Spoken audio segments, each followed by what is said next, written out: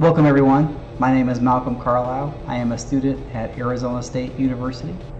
I was an Army medic for 20 years and I have created a resiliency program with an emphasis on novel concepts to help with suicide prevention. Essentially, gatekeeper training by itself is not enough. There are many people who don't show any real signs and symptoms of suicide before it happens. So by giving people the tools to build themselves up, we can hopefully prevent suicide for veterans.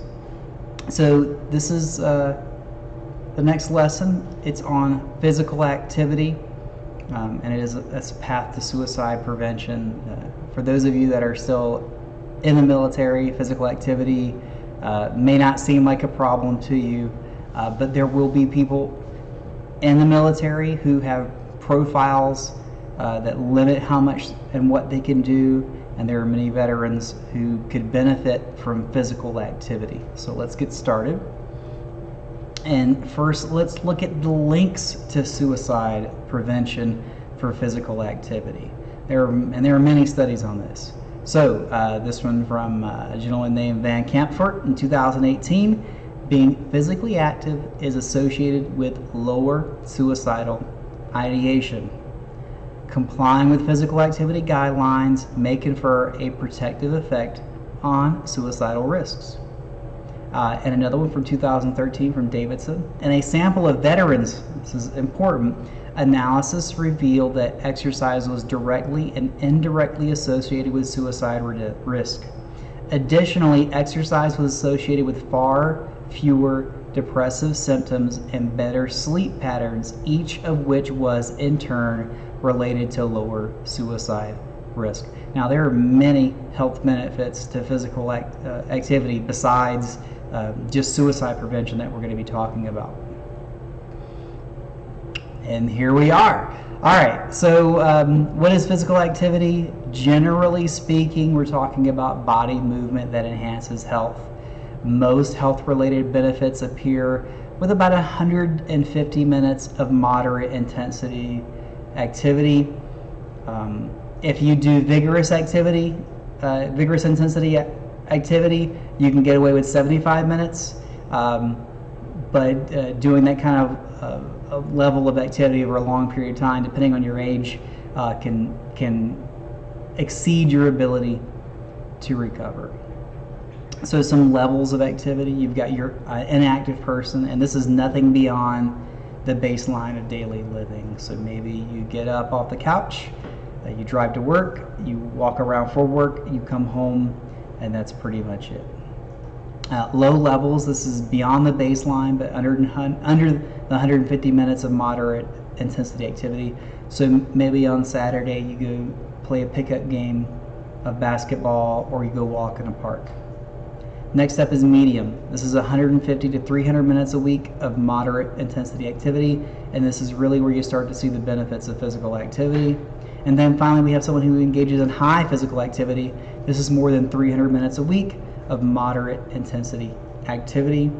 So if you break that down into hours, high activity would be about 5 hours a week. And if you go to the gym for an hour a day, that's more than enough to consider yourself high.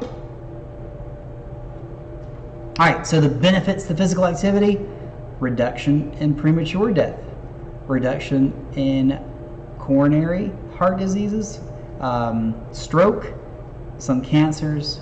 There is reduction in type 2 diabetes, osteoporosis, which is the weakening of the bones, depression, and if you watch the last lessons, you've already seen that I've keyed in on depression quite a bit. Depression is one of the more common mental health disorders. It also has one of the strongest links to suicide, as depression often leads to hopelessness or helplessness, which in many cases leads to suicidal behaviors or ideations. Your risk factors for hypertension, which is high blood pressure and high cholesterol, can be reduced. It increases your functional capacity.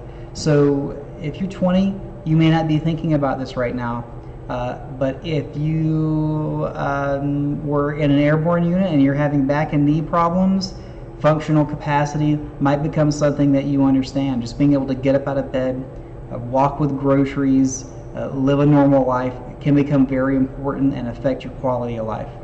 All right, and it can improve mental health and cognitive function. Benefits to physical activity for the brain health. So they're showing now that there is a reduced risk of dementia. And for over 50, it can improve cognition, memory, processing, and function. It improves quality of life. And so you may have just heard me use that term earlier. It really is sort of an all-around term, meaning just how you're living. And if you have a low quality of life, that can affect your mental state, and in turn make you more likely to commit suicide, or at least think about it. For mood and depression, there's a reduced risk of depression, reduced risk of a depressed mode where you stay in a depressed state. It can reduce short-term anxiety, long-term anxiety if you don't have, or if you do have anxiety disorder.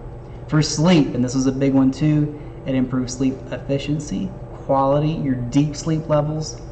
It reduces daytime sleepiness and the frequency of needed sleep aids. And it improves sleep outcomes and sleep duration. Now in the sleep course, I specifically talk about sleep aids. There are some studies that show veterans get very little benefit from medications for sleep, and it could be a lot of the other kind of converging symptoms, stress and PTSD and all these other things that make medications for sleep less effective. All right, some definitions and keywords. Physical activity, we kind of hit on this. So it generally refers to bodily movement that enhances health. Most health-related benefits appear with 150 minutes of moderate intensity activity. Let me tell you something though.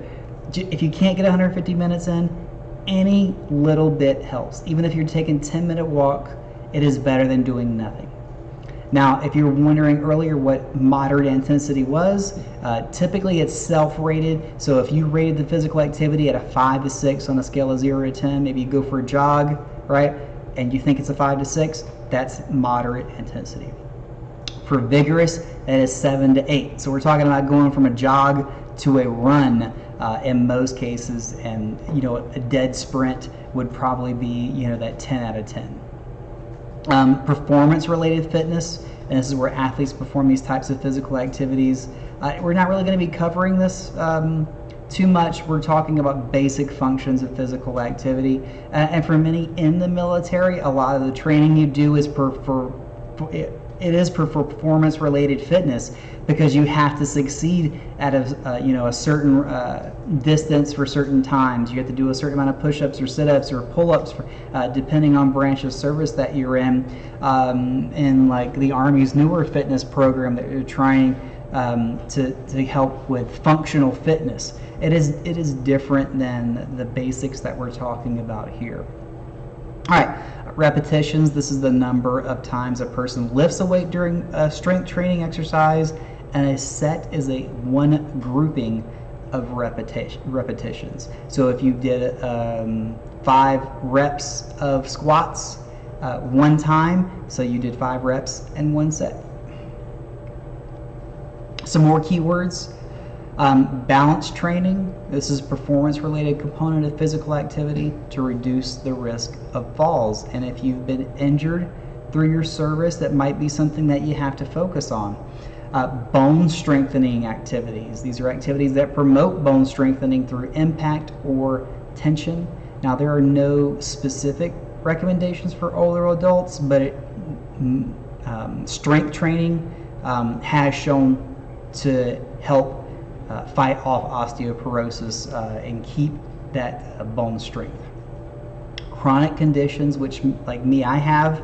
I've got some knee pain and some hip pain and some shoulder pain, and these are your long-lasting diseases or conditions that can impact your ability to engage in physical activity. Diabetes, this is a chronic disease that affects how your body turns food into energy, and if you have type 2 diabetes, exercise is medicine. Flexibility. range of motion possible for a joint. If you do a lot of strength training, this is something you definitely want to focus on. Flexibility can cause other problems down the line. And so if you have flexibility activities, these are stretching or anything that improves the general range of motion of a joint or body group. All right, now we have aerobic activities, and this is a movement of large muscles in a rhythmic manner for a sustained period, and you might just hear it referred to as an endurance activity. So yes, when you talk about aerobics or Zumba, and depending on how you're doing it, CrossFit could potentially be an aerobic activity. They're kind of a combination of strength training as well. But there are plenty of things you can do in your neighborhood to be aerobic, right? It doesn't have to be something complicated or with a group. You can do the aerobics exercise classes, obviously. You can take a brisk walk, you can go jogging, you can go running, you can go biking, dancing, hiking, swimming. You could go play racquetball. You could do some water sports or water aerobics. Now you could try golf without the cart, so you get the walking in. And there's even some things you can do around the house if you're retired. Maybe you want to do gardening or raking or pushing that lawnmower around. These are all things that are going to get the heart rate up, get the body moving, and help get some of those health benefits. Stretching. So flexibility or stretching exercises, and they're just designed to improve range of motion. So flexibility or stretching exercises can give you more freedom of movement for your physical activities and for everyday activities such as getting dressed and reaching objects on a shelf. Like I said, if you're 20 or maybe all the way up to 30, maybe this is not an issue for you, but as you get older, as you age, as you have injuries, flexibility can really impact your ability to move around freely. So there are stretching exercises you can do to increase your flexibility, and not necessarily with strength or endurance. All right, so for recommendations, you don't have to do anything complicated for stretching exercises. You can do them 3 to 5 times each position, slowly and smoothly stretch into the desired position as far as possible without pain, and hold the stretch for 10 to 30 seconds. And then relax and breathe and repeat, trying to stretch further.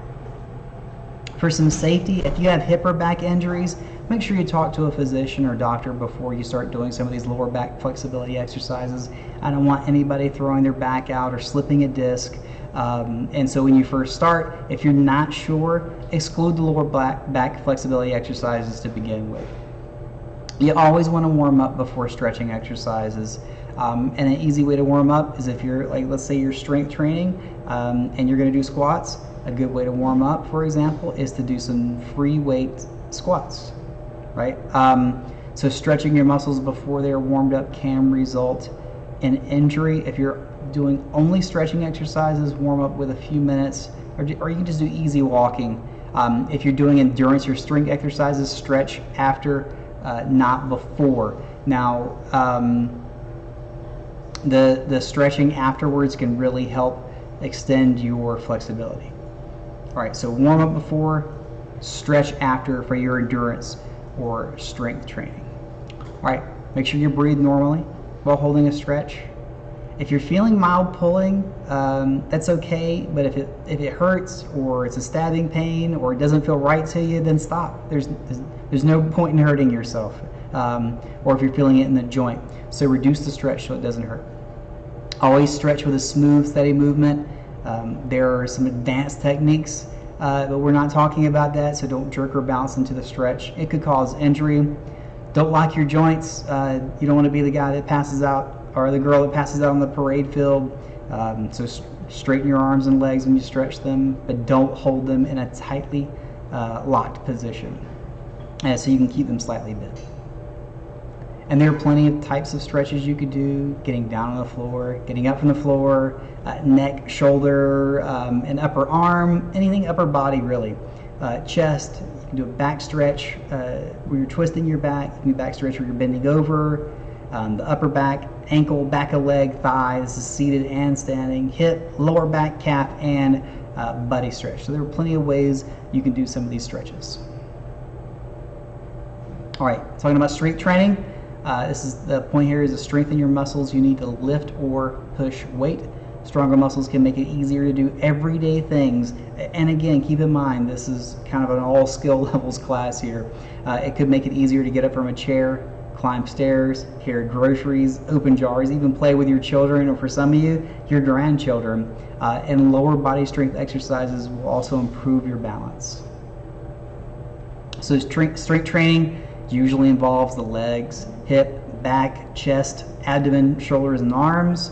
Muscle strengthening activities for all major muscle groups should be done at least 2 days a week. That's the current recommendation. So if you just want to go 2 days and do a round robin of strength training exercises, that's okay, because we're not really focused here on the performance enhancing aspect of it. The improvement in or maintenance of muscle strength is specific to the muscles used during the activity, so a variety of activities is necessary to achieve balanced muscle strength. No specific amount of time is recommended for muscle strengthening, but muscle strengthening exercise should be performed to the point in which it will be difficult to do another repetition. So if you're struggling to get 10 reps, that's probably a good point to stop, rest for a minute or two, and do another set. And again, we're not talking about going to the Olympics or getting ready for Mr. Olympia or Mrs. Olympia. We're looking at basics here. So when you do it, you can do one set of 8 to 12 of each exercise. This is effective. But you could do, if you're younger or you have better recovery or you're already sufficiently trained, 2 or 3 sets might be more effective for you. Improvements in muscle strength and endurance are progressive over time. The increase in the amount of weight, the days of the week exercising, you will get stronger muscles up to a point. Once you reach the age of roughly 38, if you've been training your whole life, you will probably start to see slight decreases in muscle strength and endurance. But if you're untrained for strength training, you could probably notice significant differences at almost any age in your strength levels. All right, safety and general knowledge for strength training. Muscle soreness can, last a few days, and there might be slight fatigue. They're normal after muscle building exercises. You might hear it referred to as DOMS, delayed onset muscle soreness, at least at first. If you were getting so sore you can barely move every time you're doing strength training, you're probably overdoing it. Recovery is an important part of physical activity. So if you're going just with the 2 to 3 sets of 8 to 10 repetitions, then after a few weeks you'll probably be feeling much less sore. All right, to prevent injury, don't jerk or thrust weights. You want to use smooth, steady movements. And then for some exercises, you may want to start alternating. For example, bicep curls, you can alternate. Or if you want, you can do both at the same time. All right, some other safety things you want to consider. Breathe out as you lift or push, and breathe in as you relax. You want to help stability of your core, especially if you're doing very heavy weights. That should not be your focus here, but you do want to keep breathing, keep releasing carbon dioxide and taking in oxygen. So don't hold your breath.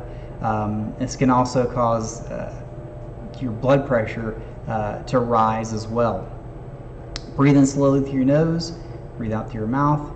If you're not sure about doing some of these exercises, or if you just have any questions, talk to a physician. I've got some links at the very end if you have questions about that. So your warm-up, cool down. If you're basically you're doing the activity at a slow pace before moderate or vigorous intensity aerobic exercises, and then it allows a gradual increase and then decrease of heart rate before and after the exercise. And then warm up for muscle strengthening activity. As I mentioned earlier, you could just be doing a much lighter weight. If you're planning on bench pressing 135 pounds, maybe you just want to start with the bar, really feel your body, how you're feeling that day, get the blood flowing to the areas. So the Department of Health and Human Services recommendations for exercise for strength training: 2 days a week, again, no specific time. 1 set of 8 to 12 reps is effective. 2 to 3 sets of 8 to 12 repetitions is more effective. For stretching, you can do it 3 to 5 times a week at each session. So each part is engaged, and if you want to do it before any aerobic, balance, or strength training activity, or after for the stretching. The weekly aerobic training recommendations, they recommend you do it at least 3 days per week, but spread it out to avoid injury. So maybe Monday, Wednesday, Friday, if that sounds familiar, if you're used to doing PT during the week. Give yourself 10 minutes of moderate activity to really count. So if you just walk up the steps, not that you shouldn't, right? Every step helps, right? But if you're really going to count it, try and get at least 10 minutes of activity in. 1 minute of vigorous activity can be counted as 2 minutes of moderate activity. So if you hit those stairs for 5 minutes, that basically at a vigorous pace, then you can count it as 10 minutes of activity. If you're an older adult, you should aim for 150 minutes of moderate activity per week of aerobic activity, and then do some weekly balance training of 3 or more days a week if you're over the age of 65. All right, as mentioned earlier, if you're a veteran or you're on profile with chronic conditions that prevent the equivalent of 150 minutes of that moderate intensity aerobic activity a week, you can still set physical activity goals that are in compliance with your abilities. And this is where you want to talk with healthcare providers about setting physical activity goals. So maybe you're not doing 150 minutes a week. Maybe you're just doing 10 minutes a day, getting up to 60 minutes a week. Even still, that is better than doing nothing. It is better than being inactive. I want everybody to be physically active and healthy. There are so many benefits to it. If you're not sure, you can seek help at the website I have listed here. And yearly checkups are usually provided by providers. So please take care of yourself. All right, some special considerations. As I've mentioned, you definitely want to avoid an inactive lifestyle. And if you don't like to get on an exercise bike, you don't have to get on an exercise bike. You can find things that you like to do and go enjoy them and get benefits from them, right? So, even an hour a week is better than nothing. And that physical activity can definitely do physical or improvements to mental and physical health. And if you want suggestions, you can go to move.va.gov, listed here, and they have plenty of programs to help people start moving again. Here are some of the resources listed that I've taken a lot of this information from. And I'll leave it back there. Again, my name is Malcolm Carlisle. This is part of a comprehensive program to reduce suicide in veterans, but as you can see, there are many more benefits to following some of these healthy guidelines. Thank you for your time, and I hope to see you on the track.